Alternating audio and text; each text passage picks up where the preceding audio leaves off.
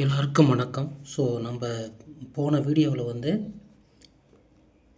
அந்த பிம்பம் வரைவதற்கான அந்த விதிகள் நம்ம பார்த்தோம். ஓகேங்களா? குழி ஆடி குவி ஆடிக்கு என்னென்ன விதிகள் அப்படின்னு பார்த்தோம். ஸோ இப்போ அதை வச்சு எப்படி பிம்பம் உருவாகுது, இமேஜ் ஃபார்மேஷன் எப்படி குழி ஆடியில் கான்கேவ் மிரரில் உருவாகுது அப்படின்னு தான் பார்க்க போகிறோம்.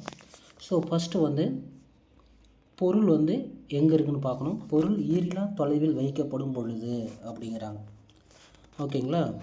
ஸோ ஈரிலா தொலைவில் பொருள் வைக்கப்படும் பொழுது அந்த பிம்பமானது எங்கு உருவாகும், அது எந்த மாதிரியான பிம்பம், மெய் பிம்பமா மாய பிம்பமா, அதை பற்றி தான் பார்க்க போகிறோம். ஸோ ஈரிலா தொலைவில்னா ரொம்ப லாங்லேருந்து 2 கதிர்கள் வரைகிறோம். எப்பவுமே இந்த முதன்மை ஆட்சிக்கு இணையாக வரக்கூடிய கதிர்கள் எங்கே போய் விழும் அப்படின்னு பார்த்தீங்கன்னா, நம்ம ஃபஸ்ட்டில் பார்த்தோம்.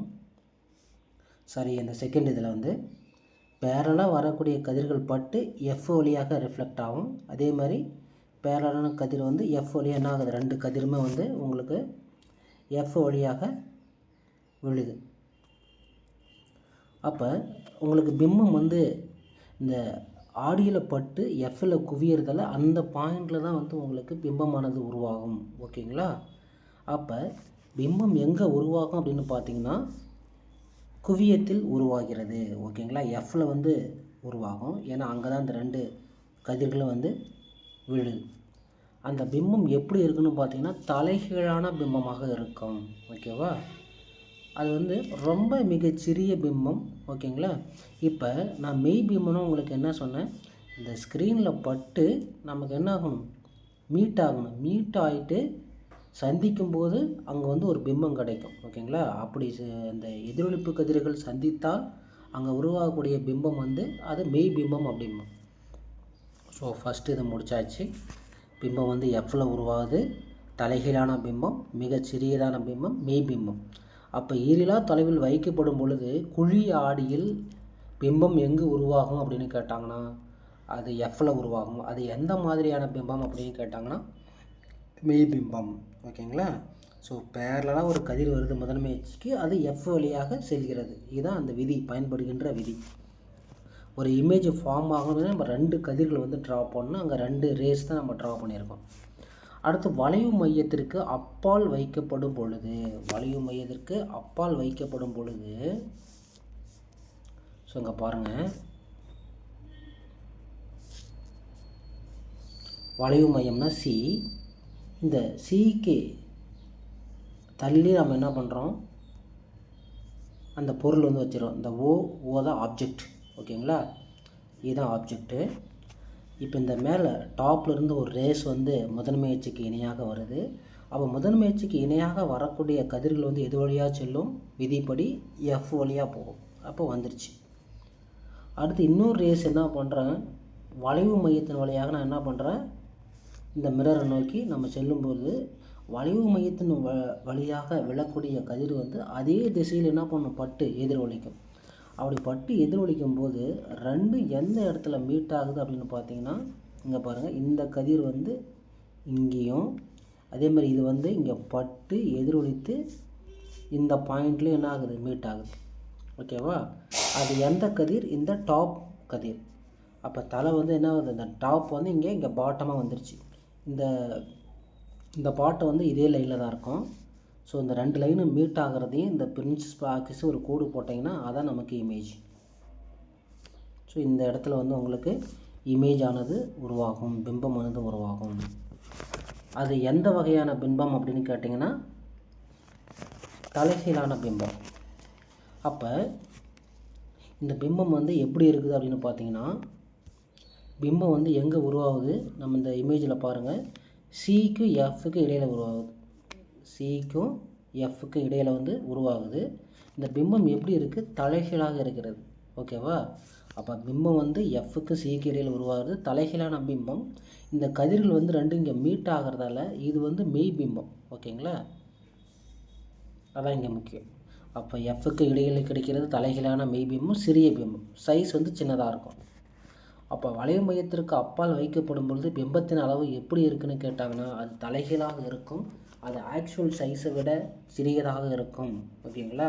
அது மெய் பிம்பமாக மாய பிம்பமாக அது மெய்பிம்பம். ஏன்னா கதிர்கள் வந்து ரெண்டும் சந்திக்குது, அந்த இடத்துல வரைகிறோம். அடுத்து 3 நம்ம பார்த்தோம் அப்படின்னா 3 வந்து வளைவு மையத்தில் பொருள் வைக்கப்படும் பொழுது சியிலே வந்து பொருள் வைக்கிறோம். அப்போ நீங்கள் சியிலே வைக்கிறீங்க அப்படின்னா இதுதான் வந்து ஆப்ஜெக்ட்டு, ஓகேவா? இது ஹெட்டு, இது டாப், இது பாட்டம். அப்போ 2 கதிர் வரைகிறேன். ஒன்று வந்து பேரலாக வரைஞ்சிட்டு அது எங்கே வரும், லென்ஸ் இது மிரரில் படும்போது எஃப் வழியாக வெளியில் வரும். இன்னொரு கதிர் வந்து நான் என்ன பண்ணுறேன், எஃப் வழியாக அந்த கதிர் நான் என்ன பண்ணுறேன் ட்ரா பண்ணும்போது அது என்ன பண்ணும், எப்பவுமே எஃப் வழியாக ஒரு கதிர் வந்து பாஸ் ஆகுதுன்னா அது வந்து பிரின்சிபல் முதன்மை அச்சுக்கு இணையாக வெளியில் வரும். அப்போ முதன்மை அச்சுக்கு இணையாக வெளியில் போது ரெண்டுமே இந்த இடத்துல வந்து சந்திக்குது. அப்போ பிம்பமானது இங்கே உருவாகும், இப்படி உருவாகும், ஓகேவா? ஸோ பாட்டம் இதே இடத்துல தான் இருக்கும். இந்த ஹெட்டுக்கு மட்டும்தான் நம்ம வந்து ரேஸ் வரைஞ்சோம், அது வந்து இங்கே வந்துடும். அப்போ இது என்ன சைஸோ அதே சைஸ் தான் இது இருக்குது. அப்போ நீங்கள் சியில் பொருள் வச்சிங்கன்னா ஆப்ஜெக்ட் பொருள் எந்த அளவில் இருக்கிறதோ அதே இதில் தான் உருவாகும், ஆனால் தலைகீழாக கிடைக்கும், ஓகேவா? பிம்பம் வந்து சியில் உருவாகுது, அது தலைகீழான பிம்பமாக கிடைக்கும். அது வந்து இந்த ரேஸ் வந்து மீட் ஆகிறதால வரைகிறோம், அப்போ அது மெய் பிம்பம். சம அளவுள்ள பிம்பம் வந்து கிடைக்கும். ஆப்ஜெக்ட் என்ன சைஸோ அதே தான் இந்த இமேஜும் உங்களுக்கு கிடைக்கும். அடுத்து வளைவு மையத்திற்கு சிக்கும் முக்கிய குவியத்திற்கும் இடையில் வைக்கப்படும் பொழுது இப்போ எங்கே பொருள் வைக்கிறோம் அப்படின்னா இது சி, இது வந்து எஃப், ரெண்டுத்துக்கும் இடையில் என்ன பண்ணுறோம் வைக்கிறோம், சிக்கும் எஃப்க்கு இடையில் வைக்கிறோம் பொருளை வந்து, ஓகேவா? ஸோ அப்போ என்ன ஆகும் அப்படின்னு பார்த்தீங்கன்னா பாருங்கள், டாப்லேருந்து ஒரு ரே வரைகிறேன் முதன்மை அச்சுக்கு இணையாக, அது எங்கே போகும், எஃப் வழியாக வெளியில் வரும். இது ஒரு விதி. அடுத்து வந்து இன்னொரு அதே சேம் தான், லாஸ்ட் டைம் யூஸ் பண்ண தான். எஃப் வழியாக என்ன பண்ணுறேன், ஒரு ரே வரையறேன்னா அது முதன்மை அச்சுக்கு இணையாக வெளியில் வரும். நீங்கள் எக்ஸாக்டாக டைமென்ஷன் எடுத்து வரைஞ்சால் மட்டும்தான் உங்களுக்கு என்ன பண்ணும், இதே மாதிரி நம்மளுக்கு எக்ஸாக்டாக கிடைக்கும், ஓகேங்களா? அப்போ பிம்பமானது எங்கே உருவாகுது அப்படின்னு பார்த்தீங்கன்னா இந்த சிக்கு இந்த பக்கம் வந்து உருவாகுது, ஓகேவா? அப்போ பிம்பமானது எப்படி இருக்குது அப்படின்னு பார்த்தீங்கன்னா பிம்பம் வந்து சிக்கு அப்பால், சிக்கு பின்னாடி, சிக்கு அப்பால் உருவாகிறது. பிம்பம் வந்து எப்படி கிடைக்கும், தலைகீழான பிம்பம்.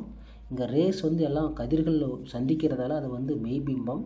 எப்படி இருக்குது பிம்பம், பெருசாக இருக்கும், ஓகேங்களா? கிட்ட வர வர என்ன ஆகுது, பிம்பமானது அதோடைய அளவு வந்து பெரிதாகி கொண்டே செல்கிறது. எந்த அடியில், குழி அடியில் நம்ம வந்து பொருளை ஆப்ஜெக்ட் கிட்ட கொண்டு வர அதோடைய பிம்பமானது பெரிதாகி கொண்டே செல்கிறது அப்படிங்கிறத நீங்கள் ஞாபகம் வச்சுக்கணும், ஓகேவா? ரைட்.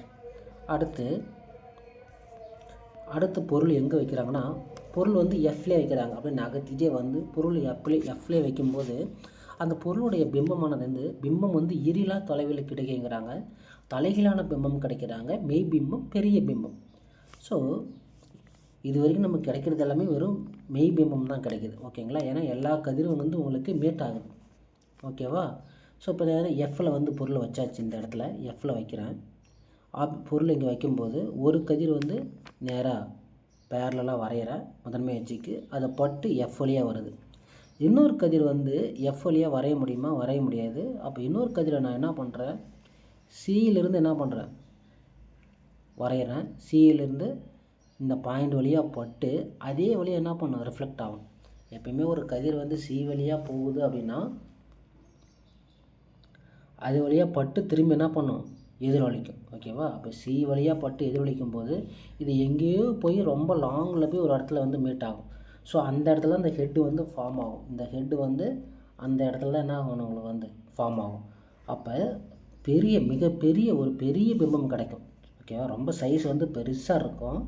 அது எப்படின்னா மீட் ஆகிறதால அது தலைகீழான பிம்பமாக கிடைக்கும். அது பிம்பம் வந்து ஈரிலா தொலைவில் எங்கே கிடைக்குன்னு சொல்ல முடியாது, ஈரிலா தொலைவில் கிடைக்கும், ஓகேவா? அப்போ எஃப்பில் நீங்கள் ஒரு பொருள் வைக்கிறீங்கன்னா பிம்பம் எங்கடா கிடைக்குன்னு கேட்டாங்கன்னா ஈரிலா தொலைவில் கிடைக்கும். அடுத்து எஃப்க்கும் பிக்கும் இடையில் பொருள் வைக்கப்படும் பொழுது, ஸோ இது வந்து ரொம்ப ரொம்ப முக்கியம். இதுதான் இருக்கிறதுல கொஞ்சம் உங்களுக்கு டிஃப்ரெண்ட்டாக இருக்கும், ஓகேவா?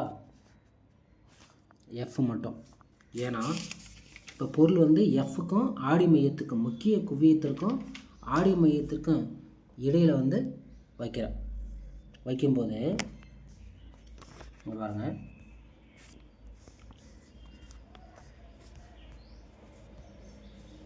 ஸோ இது எஃப், இது பி, ஆடி மை ரெண்டுத்துக்கு இடையில் வந்து பொருளானது வச்சிட்டோம். ஒரு கதிர் என்ன ஆகுது, பேரலாக போகுது, பட்டு எஃப் வழியாக ரிஃப்ளெக்ட் ஆகும். அது இந்த பக்கம் என்ன பண்ணுறேன், எக்ஸ்டெண்ட் பண்ணுறேன். ஸோ இப்படி இருக்குது. ஸோ இது வந்து எஃப்னா இங்கே வந்து இருக்குது. ஸோ இந்த கதிர் வந்து நேராக பாஸ் பண்ணி எஃப் வழியாக ரிஃப்ளெக்ட் ஆகுது. அது இந்த பக்கம் என்ன பண்ணுறேன், எக்ஸ்டெண்ட் பண்ணுறேன். அதே மாதிரி இந்த சி வழியாக என்ன பண்ணுறேன், இந்த பாயிண்ட் இருக்கு இல்லையா, அந்த ஆப்ஜெக்டோடைய ஹெட் அதை வழியாக ப்ரொஜெக்ட் பண்ணி என்ன ஆகும், இதை வழியாக போட்டு அப்படியே ரிஃப்ளெக்ட் ஆகும். சேம் தான் ரிஃப்ளெக்ட் ஆகும். இதை எக்ஸ்டெண்ட் பண்ணால் ரெண்டு இந்த இடத்துல மீட் ஆகும். அப்போ நான் என்ன பண்ணுறேன், இந்த ரெண்டு கதிர் இந்த இடத்துல மீட் ஆகாதால் நான் வெளியில் புறமா என்ன பண்ணுறேன், எக்ஸ்டெண்ட் பண்ணுறேன். அது இங்கே சந்திக்குது. அந்த இடத்துல எனக்கு என்ன பண்ணுது, இமேஜ் வந்து ஃபார்ம் ஆகுது. இங்கே எப்படி இருக்கோ இதே மாதிரி தான் இங்கேயும் வந்து உண்டாகுது. இதை விட சைஸ் எப்படி இருக்குது, பெருசாக இருக்குது. இது நேரான பிம்பம். ஓகேவா, தலைகீழான பிம்பம் கிடையாது. நேரான பிம்பம் ஆடிக்கு பின்னால் உருவாகிறது. ரொம்ப ரொம்ப முக்கியம். இது மட்டும் தான் இதில் டிஃப்ரெண்ட்டாக இருக்கும். மீதி 5 ஒரே மாதிரியாக இருக்கும். இது மட்டும் டிஃப்ரெண்ட்டாக இருக்கும். அதனால் இது வந்து ரொம்ப முக்கியம். ஆடிக்கு பின்னால் பிம்பம் உண்டாகும்.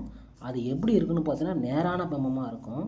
ஓகேவா, இது மாய பிம்பம், மெய் பிம்பம் கிடையாது. ஏன்னா நான் கதிரை வந்து என்ன பண்ணுறேன், நீட்டிச்சு அதை சந்திக்க வைக்கிறேன். அதுவாக சந்திக்கலை, அது மாய பிம்பம். இந்த பொருள் சின்னதாக இருக்குது, இதை பார்க்கும்போது பெருசாக இருக்குது. இது வந்து பெரிய பிம்பம். ஓகேவா, ரைட்.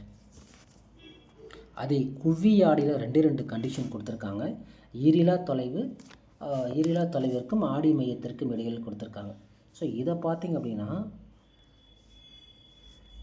இதில் பாருங்கள், பொருளானது ஸோ பொருள் பார்த்திங்க அப்படின்னா ஸோ ரெண்டு ரேஸ் என்ன ஆகும் அப்படின்னு பார்த்தீங்கன்னா, ஈரிலா தொலைவிலிருந்து வருது. இது வந்து குவியாடி பட்டு என்ன பண்ணும், ரிஃப்ளெக்ட் ஆகும். ஓகேவா, அதை எக்ஸ்டெண்ட் பண்ணும்போது உனக்கு ரெண்டு என்ன ஆகும், எஃப்பில் சந்திக்கிற மாதிரி இருக்கும்.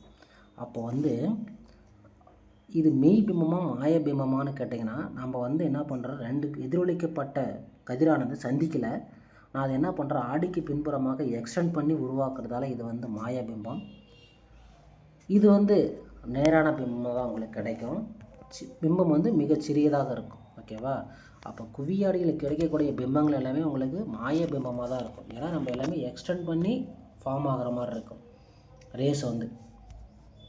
அதுக்கப்புறம் இதில் பார்த்தீங்கன்னா ஈரிலா தொலைவுக்கும் ஆடி மையத்திற்கும் இடையில். ஸோ இதில் இன்னொன்று வந்து பார்த்திங்கன்னா, நீங்கள் குழியாடியை பொறுத்த வரைக்கும் எஃப்பும் என்ன பண்ணும், எஃப்பும் சியும் இடதுபுறம் இருக்கும். இந்த இதோடைய இடதுபுறம் இருக்கும். இங்கே பார்த்தீங்கன்னா வலதுபுறம் இருக்கும். இது எஃப், இது சி. ஏன்னா குவியாடி, நல்லா ஞாபகம் வச்சு. இப்போ வந்து ஈரிலா தொலைவிற்கும் ஆடி மையத்திற்கும் இடையில் பொருள் வைக்கப்படும் பொழுது, அப்போ கதிர்கள் பாருங்கள்,